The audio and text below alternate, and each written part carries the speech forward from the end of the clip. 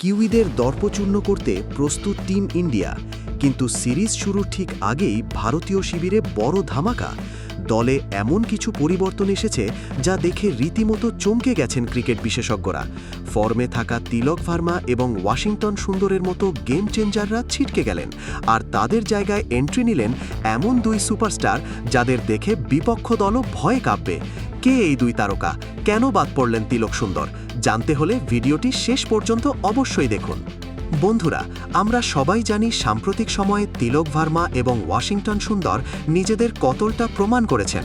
তাদের পারফরমেন্স নিয়ে কোনো প্রশ্ন নেই, কিন্তু নিউজিল্যান্ড সিরিজের জন্য বিসিসিআই বা টিম ম্যানেজমেন্ট যে সিদ্ধান্ত নিয়েছে তা অনেককেই অবাক করেছে। খবর পাওয়া যাচ্ছে দলের কম্বিনেশন এবং পিচ কন্ডিশন মাথায় রেখে এই দুই তরুণ তুর্কিকে আপাতত দলের বাইরে রাখা হয়েছে।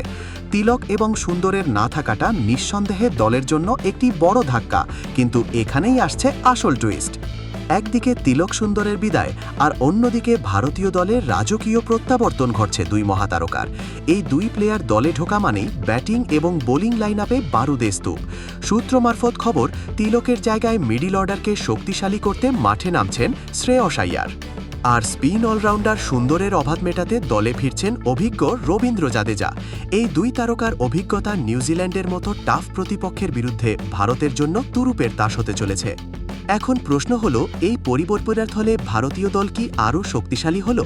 ক্রিকেট বোদ্ধারা মনে করছেন নিউজিল্যান্ডের বিরুদ্ধে অভিজ্ঞতার প্রয়োজন সবচেয়ে বেশি, আর সেই জায়গাতেই এই দুই সিনিয়র প্লেয়ার গেম চেঞ্জার হতে পারেন।